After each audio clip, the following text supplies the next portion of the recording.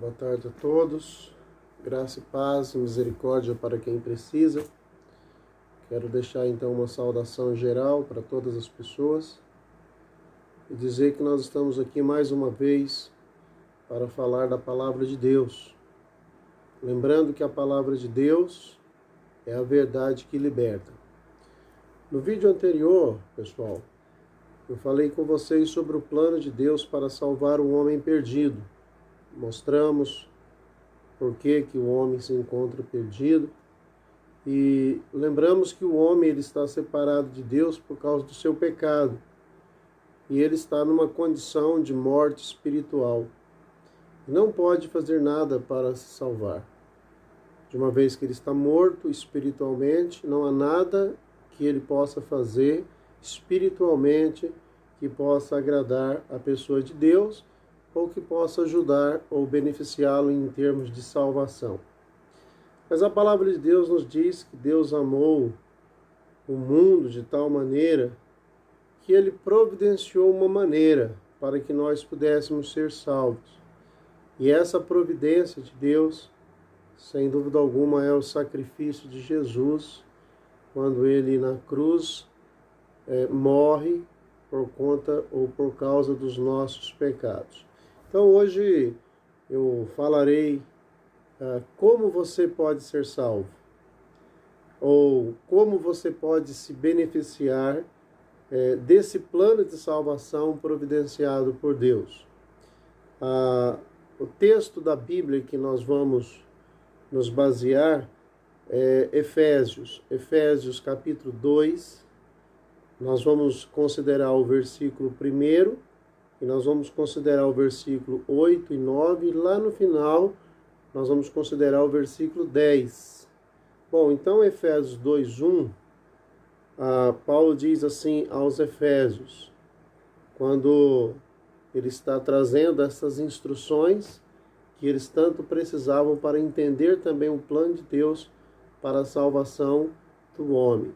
E no versículo 1 ele fala: "E ele vos deu vida, quando vós estáveis mortos em vossos pecados." Ou seja, Paulo está dizendo que Deus nos dá a vida quando nós estávamos mortos em nossos pecados. Versículo 8, ele fala: "Porque pela graça sois salvos por meio da fé."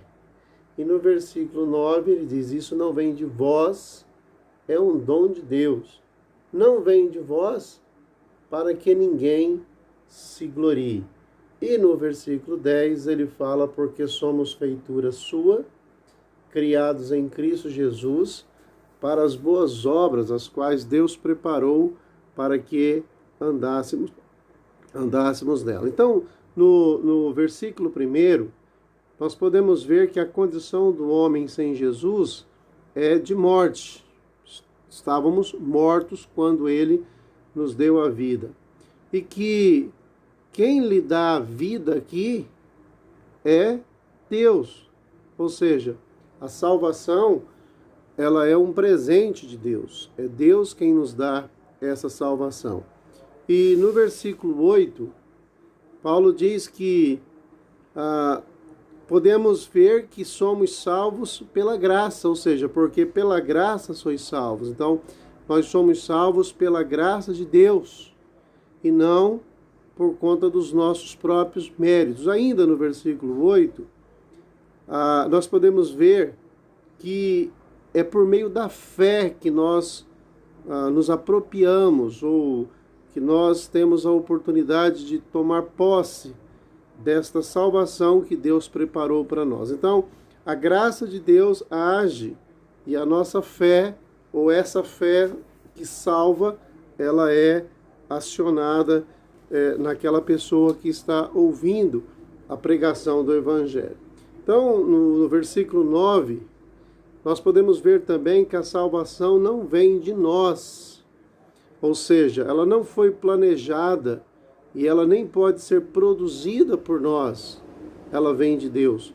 Paulo fala claramente, não vem de vós para que ninguém se glorie, ou seja, é esse o propósito.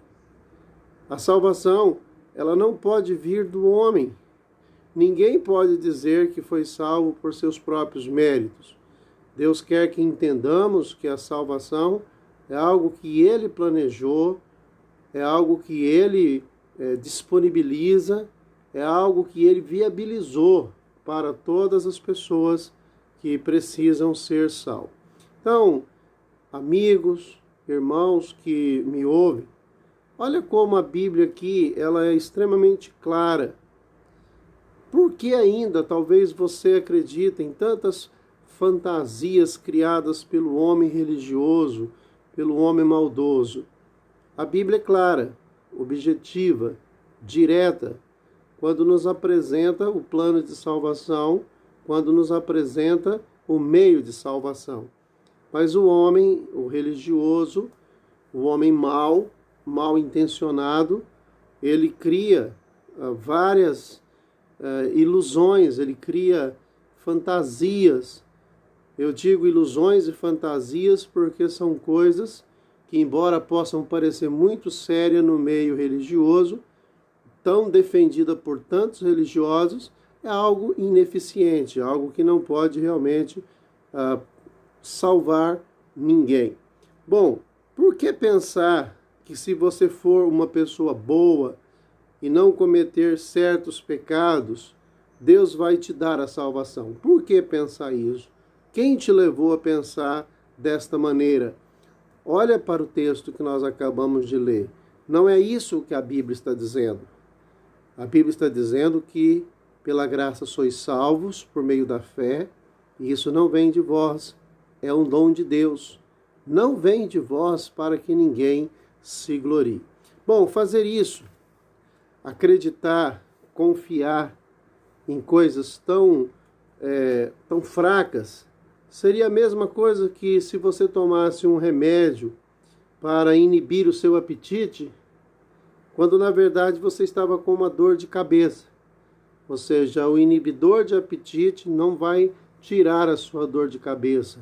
Crer numa salvação por obras, crer numa salvação por méritos próprios, não vai lhe dar a garantia desta salvação. Em Mateus capítulo 7, nós temos um registro maravilhoso desta situação. Ali nós temos o desenho desta situação.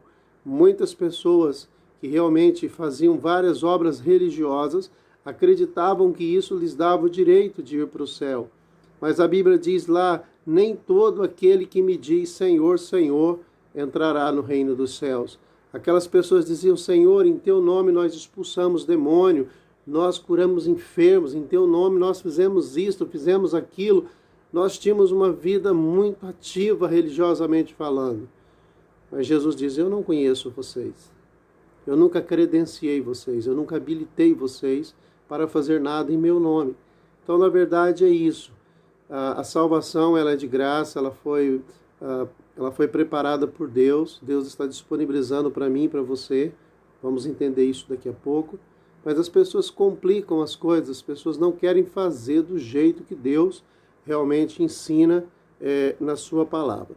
Para você ser salvo, você precisa fazer a coisa certa, tomar o remédio certo, senão vai descobrir depois da morte que foi para o lugar de sofrimento, ou seja, aquele lugar para onde você não queria ter ido, é para lá que você vai e não para o céu.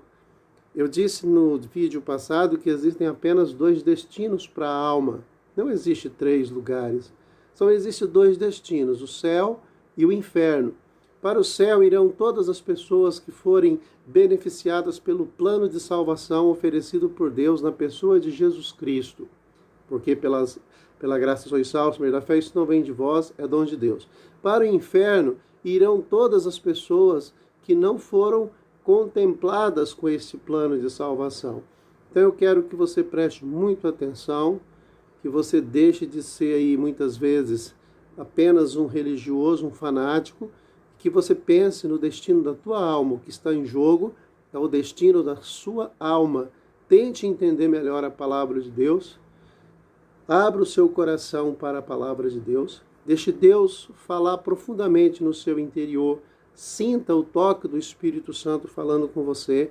A palavra de Deus, como eu disse, ela liberta. Somente a palavra de Deus pode te libertar dessa religiosidade, te libertar dessas tradições, desses costumes, dessas coisas que você tanto deposita a sua fé e que não pode resolver o problema da sua alma. Somente o sacrifício de Jesus na cruz, somente o poder do sangue de Jesus pode purificar os seus pecados e pode te dar salvação. Bom, vamos lá. Eu quero com a ajuda do Espírito Santo agora, porque eu dependo dele, é ele que me direciona. Eu quero tentar, e por que eu digo tentar? Porque eu sou humano. Eu vou tentar ser o mais claro, ser o mais objetivo, para ensinar para você, tornar claro esse processo, para que você possa ainda hoje se beneficiar desse plano de Deus, plano esse que ele estabeleceu para salvar o homem. Eu vou usar aqui um método que eu queria chamar de método de passos. Primeiro passo, segundo passo, terceiro passo, a fim de que você possa compreender melhor. Espero que assim fique mais fácil e você consiga entender esta mensagem que nós queremos transmitir para você. Primeiro passo, vamos lá, vamos abrir a nossa mente. Mas antes de abrir a nossa mente, eu queria orar rapidamente para que Deus nos ajude nesse processo.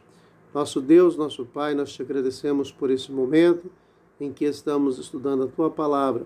Eu quero te pedir neste momento que o Teu Espírito Santo possa abrir a mente, o entendimento de todas estas pessoas que estão assistindo esse vídeo, para que possam, Pai Santo, serem tocados pelo poder do Teu Espírito e que eles possam aceitar a Cristo como Salvador. Eu oro e te peço no nome de Jesus. Amém. Muito bem. Agora que nós estamos aí auxiliados pelo Espírito Santo, eu queria te dizer que o primeiro passo é o seguinte: precisamos entender que a graça de Deus, ela entra em ação. Bom, porque pela graça sois salvos. Ou seja, para que eu e você sejamos salvos, nós precisamos que a graça de Deus, ela entre em ação. Ou seja, sem a graça de Deus, nós não podemos ser salvos. O que é graça? Graça é favor imerecido.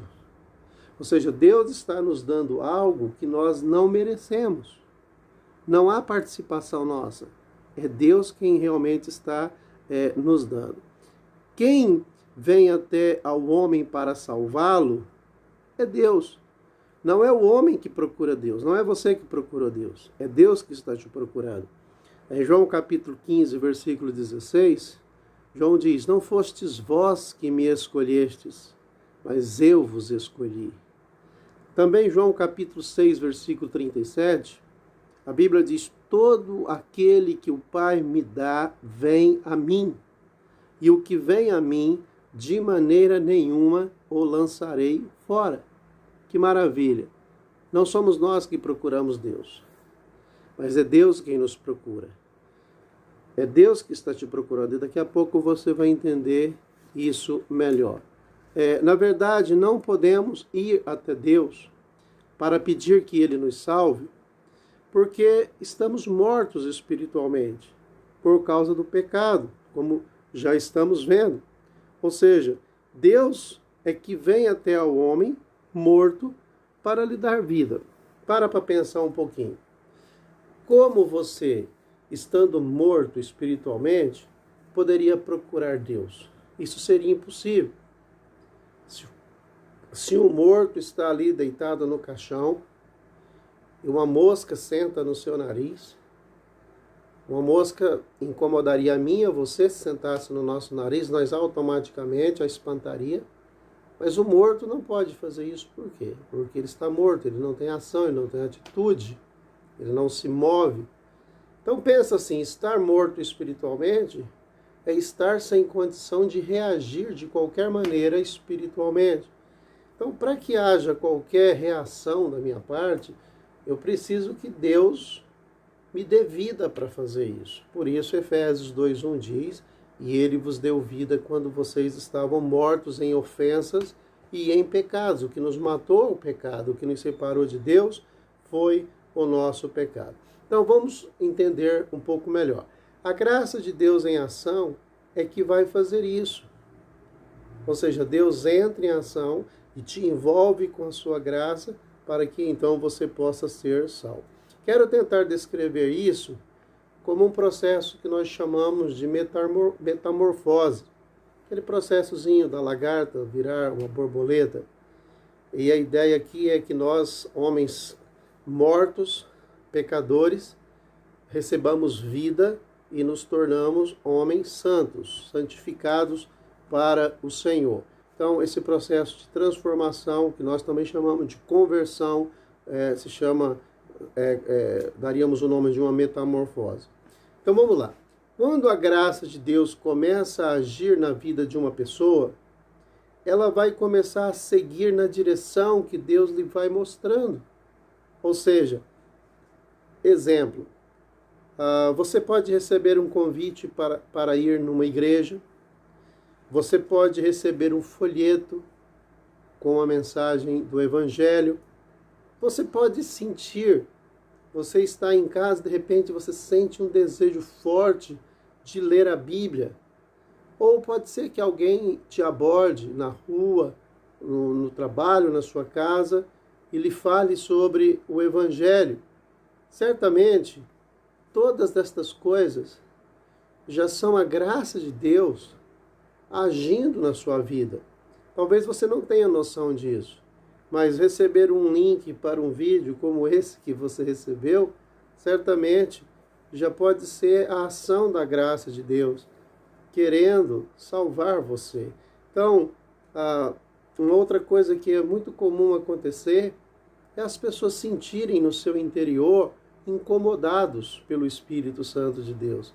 Elas começam a sentir que alguma coisa está errado e que ela precisa de ajuda, que ela precisa de Deus. Ou seja, Deus está agindo com a sua graça, te envolvendo através desses meios. Bom, eu citei aqui alguns, mas certamente existem milhares de outras maneiras. Deus pode te atrair aí de muitas maneiras. Deus pode te atrair através da dor, Deus pode te atrair através de um acidente, Deus pode te atrair através de uma circunstância, de uma situação, uma música, não importa. O que importa é que quando Deus quer salvar você, Ele vai entrar com a sua graça vai agir na sua vida e você vai começar a perceber que Deus está te atraindo para Ele. Na verdade, isso é a graça de Deus agindo na sua vida. E quando a graça de Deus começa a agir na sua vida, olha, eu quero te dizer que você não tem como resistir à graça de Deus. Chamamos isso na nossa teologia de graça irresistível. Ou seja, o homem, quando envolvido pela graça de Deus, ele não consegue resistir ao chamado de Deus. Eu queria te dizer que foi assim comigo.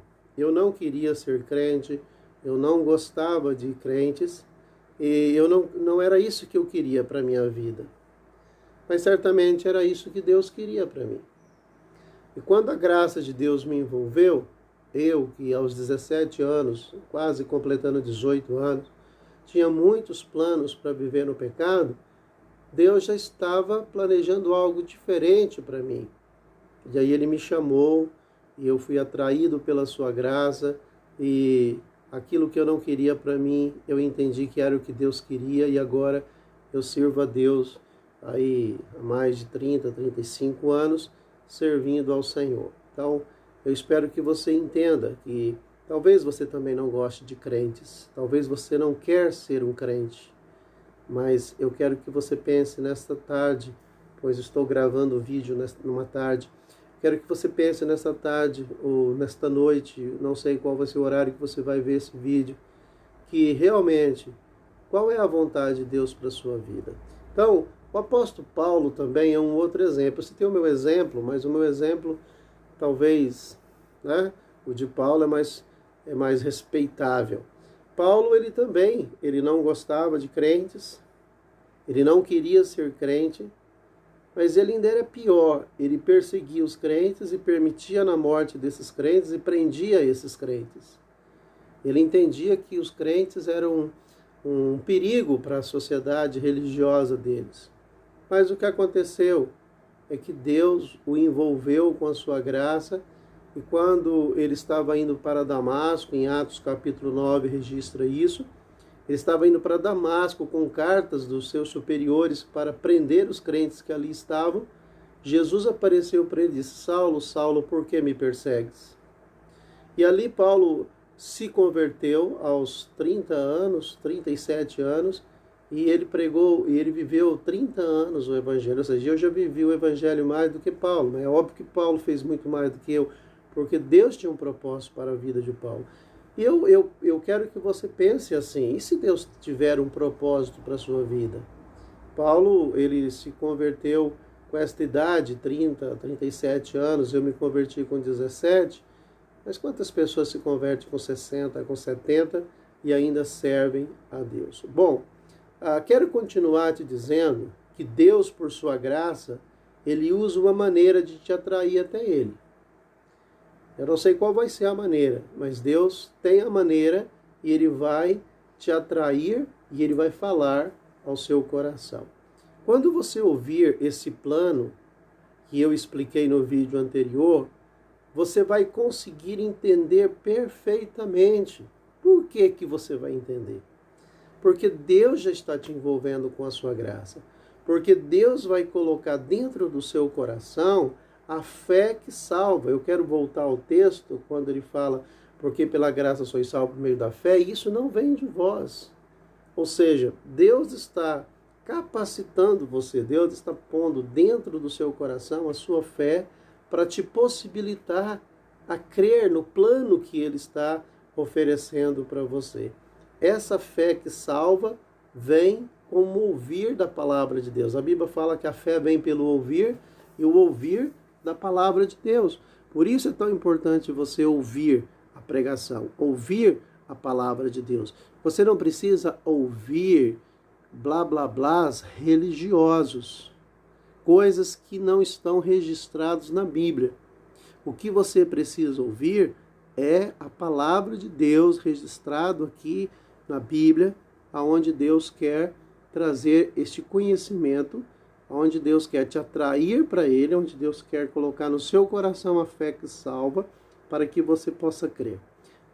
Sendo assim, você vai conseguir, com a ajuda do Espírito Santo, reconhecer algumas coisas. Quais? Olha só que importante. Primeiro, você vai reconhecer que é pecador e que está separado de Deus.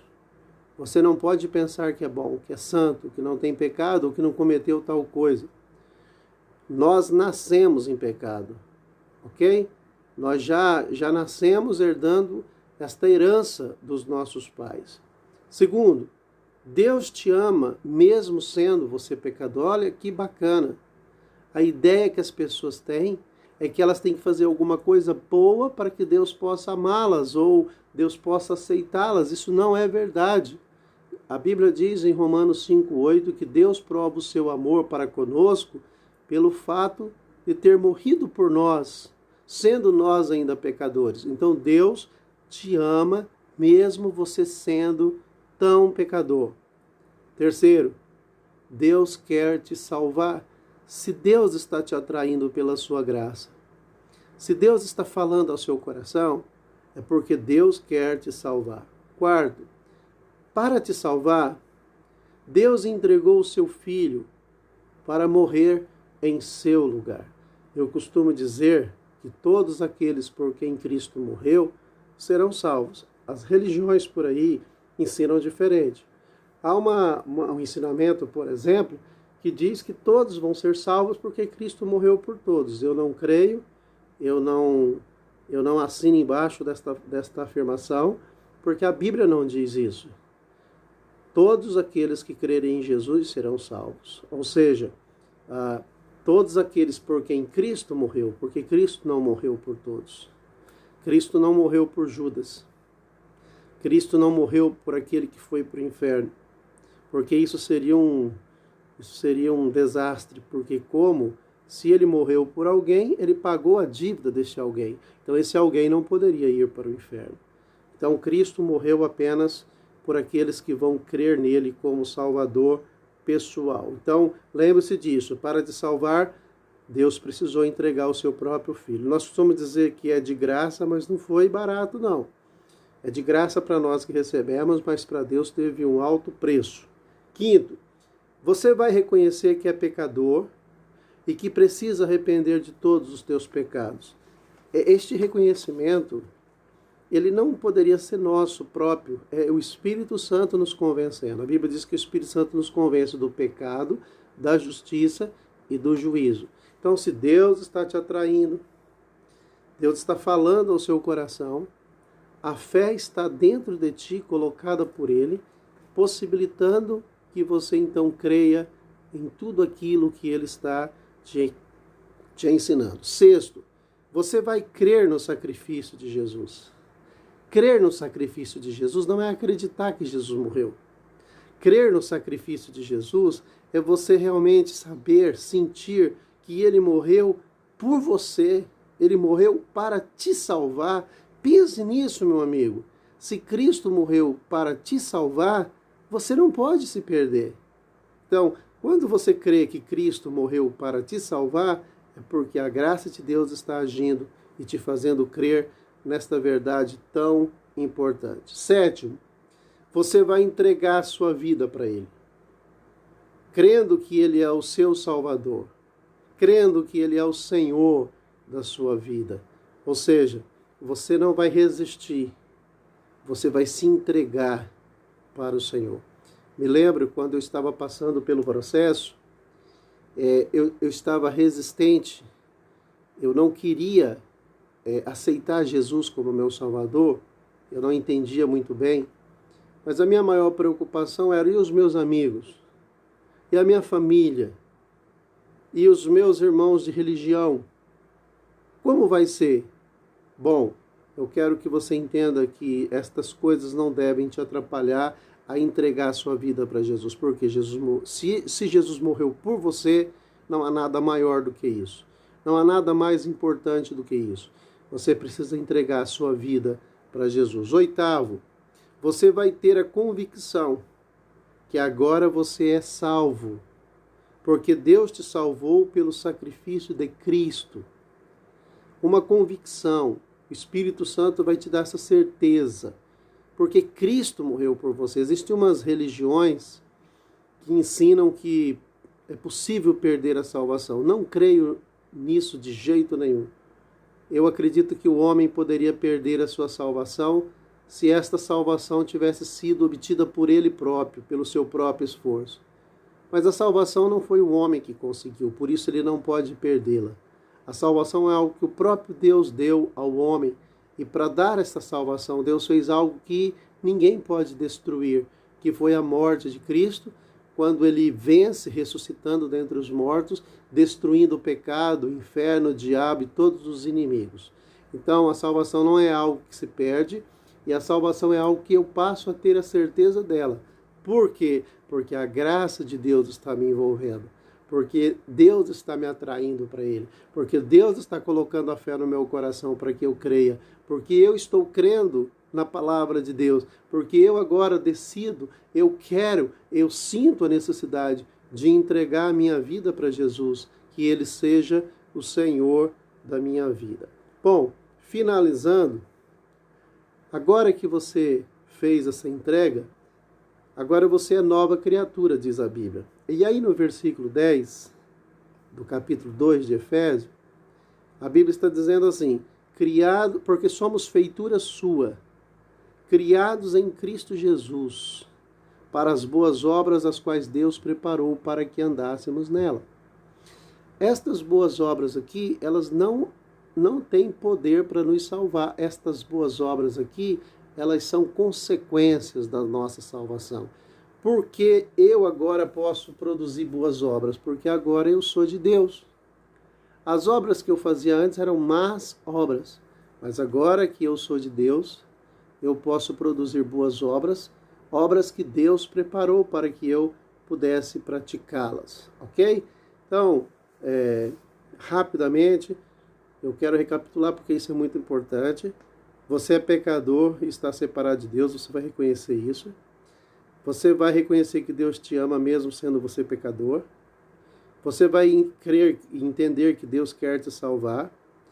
Você vai entender que para te salvar Deus entregou o próprio Filho. Você vai reconhecer que é pecador e vai querer arrepender-se desses pecados. Você vai crer no sacrifício de Jesus. Você vai entregar a sua vida para Ele. Você vai ter a convicção que agora você é um filho de Deus, você é salvo. E você vai entender que agora é uma nova criatura, que foi agora criado para outro propósito, servir a outro propósito. Bom, é assim que a graça de Deus vai agir naqueles que Ele escolheu. E para que você possa se beneficiar deste plano de salvação, você precisa passar por todo este processo. Porque pela graça sois salvos, por meio da fé, e isso não vem de vós, é um dom de Deus. Muito bem. Explicado aí como ser salvo, explicado aí como ser beneficiado por esse plano de salvação. Eu espero que você tenha entendido e que, mesmo que você não tenha entendido assistindo esse vídeo, eu quero pedir para que você assista novamente, tantas vezes quantas forem necessárias, até que você de fato possa entender isso, porque isso é muito importante. E eu queria que você se alegrasse, caso você sinta que Deus quer te salvar. Eu queria que você não resistisse. Se você sente que Deus quer salvar você, que você não resistisse, porque não vai adiantar você resistir. Eu espero que Deus te abençoe grandemente. Essa é a minha oração. E na continuação, no nosso próximo vídeo, eu vou falar como devo viver depois de ser salvo. Porque pode ficar aqui uma interrogação. E agora? Eu entendi o plano de salvação. Eu senti a graça de Deus me envolvendo. Deus colocou fé no meu coração. Eu criei. Eu sou salvo agora. E agora? Como que eu vou viver? Então, no próximo vídeo, eu farei uma mensagem específica te mostrando como viver a nova vida em Cristo. Amém?